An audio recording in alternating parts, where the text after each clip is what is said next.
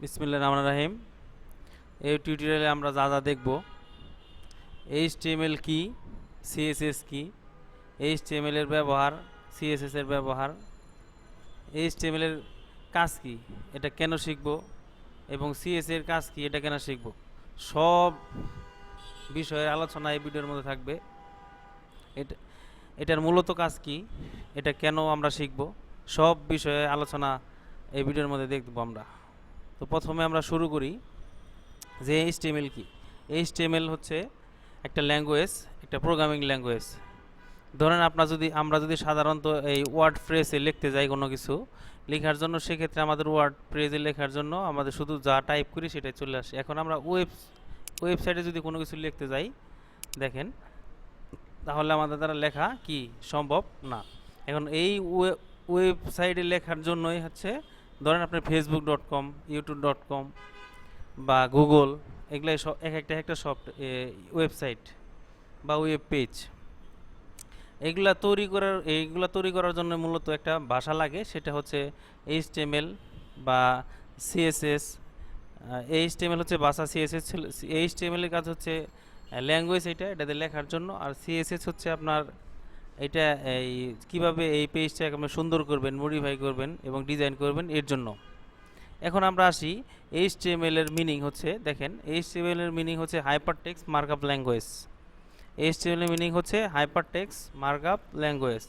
এখন দেখেন, এইচটিএমএল হলো কম্পিউটার একটি ভাষা, কম্পিউটার যেটাকে ওয়েবসাইট বা ওয়েব পেজ তৈরি করার জন্য ব্যবহার করা হয়।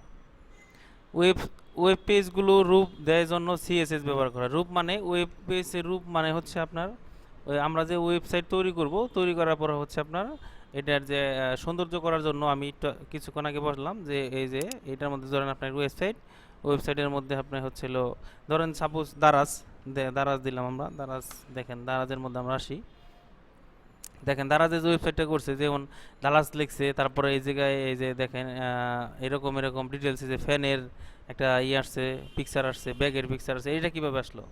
এইটাই হচ্ছে একটা ওয়েবসাইট। ধরেন এই ওয়েবসাইটের মাধ্যমে দেখেন আমরা এইগুলা ল্যাঙ্গুয়েজ অনলাইনে শিখতে পারবো বা হচ্ছে আপনার অফলাইনেও শিখতে পারবো। এই ল্যাঙ্গুয়েজের জন্য আপনার প্রথমত এই এইচটিএমএল ল্যাঙ্গুয়েজ শেখার জন্য কিছু আপনার ওয়েবসাইট আছে বা কিছু সফটওয়্যার আছে যার মাধ্যমে আমাদের লিখতে হয়।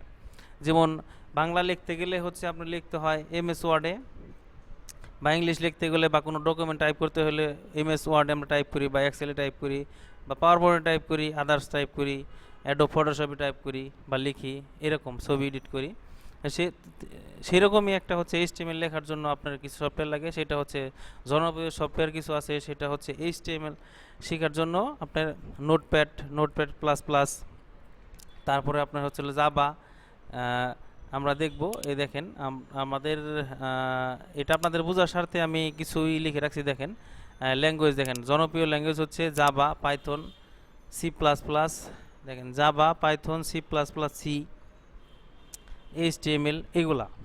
এখন আপনার দেখেন এইচটিএমএল এর আবার ভার্সন আছে, এটা যে HTML 10, HTML 20, HTML 30, HTML 302, HTML আপনার 40, তারপর এইচটিএমএল, এটা এইরকম করে আপডেট চলে আসছে। যেমন এই যে এইচটিএমএল 5 আসছে।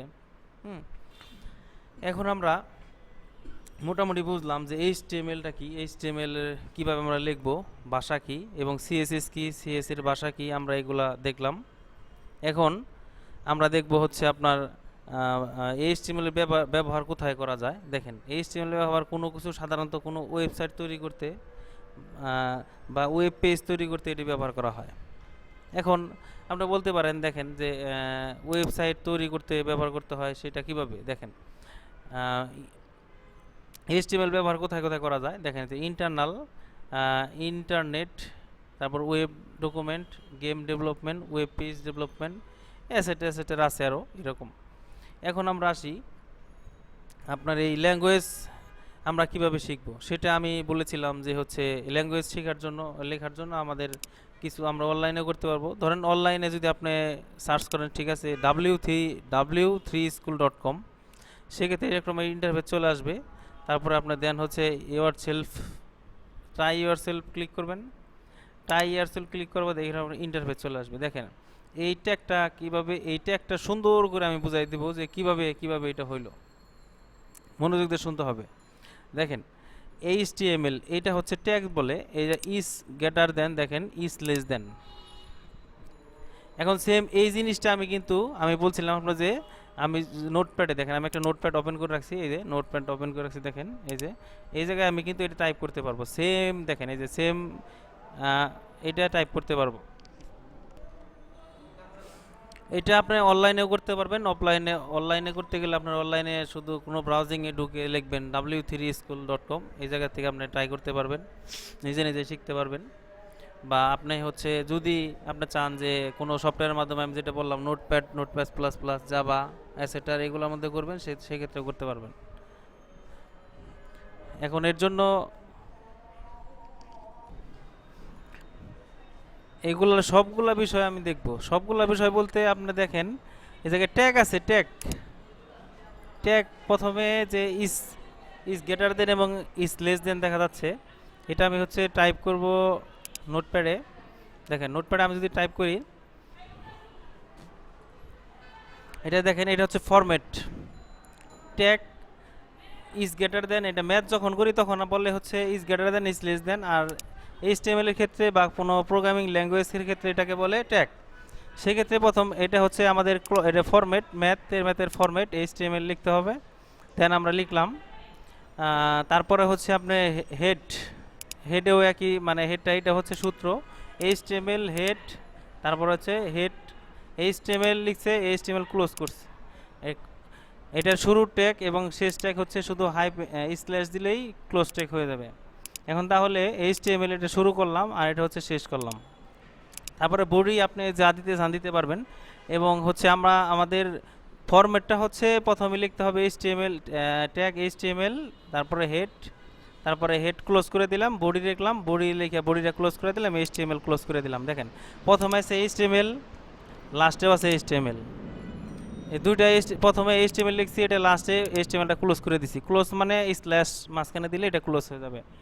এখন দেখেন হেড লিখছি, হেডটা আবার দেখেন হেডের যে আমি টাইটেলটা দিছি, দেখেন প্রথমে টাইটেল দিয়েছি পেজ টাইটেল, তারপরে টাইটেল, এটা লিখে হেডটা ক্লোজ করে দিয়েছি, তারপরে বডি লিখলাম। এই তিনটা বিষয় সবসময় খেয়াল রাখতে হবে যে HTML, তারপরে হচ্ছে হেড, টাইটেল আর বডি, এই তিনটা বিষয় সবসময় থাকবে। প্রথমে HTML লিখতে হবে এবং যত মাঝখানে যত কাজই করেন সেগুলো হচ্ছে আপনার হচ্ছে HTML লাস্টে ক্লোজ করে দিতে হবে। সে আমরা ক্লোজ করে দিলাম। আর এই জায়গায় টাইটেলের যে আপনি দেখেন এই জায়গায় আউটপুট দেখাচ্ছে my first heading, my first paragraph, মানে মাই ফার্স্ট হেডিং দেখেন লেখছে মাই ফার্স্ট হেডিং, মানে এটা হলো H1 মানে H মানে হেডিং, 1 মানে এটা 1, আর পি মানে প্যারাগ্রাফ, মাই ফার্স্ট প্যারাগ্রাফ, দেখেন মাই ফার্স্ট প্যারাগ্রাফ নিচে লিখছে, এটা হচ্ছে পি লিখছে, পি দিয়ে ক্লোজ করছে। এইটা কোনো ফ্যাক্টর না, এটা হচ্ছে আপনি লিখতে পারেন, না লিখলে না লিখতে পারেন। নিয়ম হচ্ছে প্রথমে এই ক্লাসে হচ্ছে বেসিক জানবো, বেসিক সেক্ষেত্রে হচ্ছে দেখেন এর জন্য হচ্ছে আপনার এই যে টাইটেলটা দিয়েছি আমরা, টাইটেলটা যখন দিলাম, টাইটেল দেখেন একটা জিনিসের টাইটেল বলতে কোনটা বোঝায়, যেমন মাই ফার্স্ট হেডিং, এটা হচ্ছে একটা টাইটেল, এটা টাইটেল দিলাম। টাইটেলের পরে দেখেন আমি যদি নোটপ্যাডে এই জিনিসটা সেম জিনিসটা আমি রান করে দেখাবো, এটা হচ্ছে অনলাইনে। আর যদি আপনি নোটপ্যাডে কোথাও লেখেন, দেখেন আমি সেম জিনিসটা কপি করব, দেন আমি কপি করলাম, আমি এখন নোটপ্যাডে এটা নিয়ে গেলাম, দেখেন নোটপ্যাডে নিয়ে এটা পেস্ট করে দিব, আমি পেস্ট করে দিলাম। দেখেন এটা হচ্ছে এরকমভাবে চলে আসছে। দেখেন এখন আমি এই জিনিসটা যদি এই জায়গাতে রান করতে চাই, সেটা সরাসরি আমি রানে ক্লিক করব। রানের থেকে যদি আমি দেখেন আমার এই কম্পিউটারে যে ব্রাউজিংগুলো ওপেন আছে সেই ব্রাউজিংগুলো এই জায়গায় শো করছে, যেমন ফায়ারফক্স, ক্রোম, এই জায়গা থেকে আপনি যে কোনো একটা ক্লিক করে আপনি আউটপুট দেখতে পারবেন। কিংবা নতুন করে ফাইলে যাইতে হবে, ফাইলে গিয়ে সেভ অ্যাজ দিতে হবে। সেভ অ্যাজ ক্লিক করার পরে আমি এটা সেভ করব, সেভ করে আমি আউটপুট দেবো। সেভ করার পর হচ্ছে ডেস্কটপে আমি নিব। ডেস্কটপে আপনি এই ফাইল নেমটা হচ্ছে অনেক গুরুত্বপূর্ণ বিষয়। আমরা যে নামটাই লেখেন নামের শেষে .html দিতে হবে, মানে HTML ফরম্যাট, এর জন্য HTML লিখতে হবে, ডট দিতে হবে, ঠিক আছে।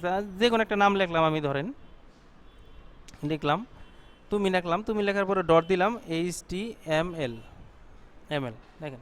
এখন আমার এই দেখেন অনেকগুলো ফাইল আছে, দেখেন এই জায়গায় হচ্ছে আমরা কি কাজ করতেছি, HTML ল্যাঙ্গুয়েজ করতেছি। সো HTML ফুল মিনিং হচ্ছে হাইপারটেক্সট মার্কআপ ল্যাঙ্গুয়েজ। এখন হাইপারটেক্সট মার্কআপ ল্যাঙ্গুয়েজ আমরা সিলেক্ট করলাম, দেন সেভে ক্লিক করলাম, এটা সেভ হয়ে গেছে। আমরা এখন মিনিমাইজ করব, আমরা দেখব যে এটা আউটপুট চলে আসছে কিনা। দেখেন আমি এই জায়গায় আমার ডেস্কটপে চলে আসছে। আমি এটা মাউসের লেফট বাটনে দুটো ক্লিক করব, দেখেন এটা ওপেন হচ্ছে। দেখেন এখন আমার কিন্তু দেখেন এই যে চলে আসছে, আমি যতটুকু কাজ করেছিলাম ওই কাজটা কিন্তু দেখেন এই জায়গায় আউটপুট দেখাচ্ছে।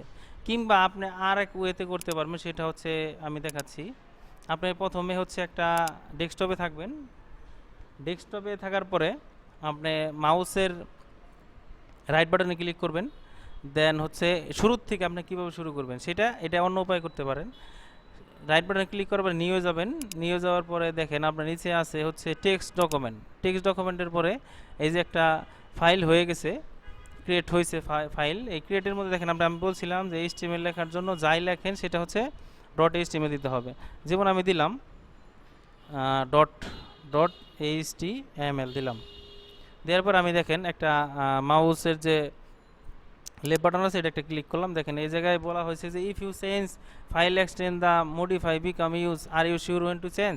দেখেন আমি এটা চেঞ্জ চাইছি, এর জন্য আমি চেঞ্জ করে দিলাম, ওকে দিয়ে দিলাম। দেখেন ওকে হয়ে গেছে এই ফাইলটা। এখন দেখেন এটা একটা গুগলে যে ব্রাউজিং অবস্থায় আছে। এখন আমি এই ব্রাউজিংয়ের উপরে মাউস পয়েন্টটা নিয়ে মাউসের রাইট বাটনে ক্লিক করব, দেন রাইট বাটনগুলো দেখেন ওপেন উইথ আছে, ওপেন উইথে যাওয়ার পরে দেখেন ওপেন উইথে আমরা যাব, তারপরে চুজ এনি আদার অ্যাপ থেকে দেখেন আমাদের হচ্ছে আমি আরও কিছু অ্যাপ চাবে, যেটার ভিতরে থাকবে হচ্ছে নোটপ্যাড ++ বা C++, জাভা এরকম থাকবে। দেখেন এই যে চলে আসছে। এখন আমি এই জায়গা থেকে দেখেন আমার নোটপ্যাড আমি নিব, আমার যে প্যাডগুলো আছে দেখেন নোটপ্যাড আমি নিলাম, নিয়ে আমি অলওয়েজ দিলাম বা জাস্ট ওয়ান দিলাম।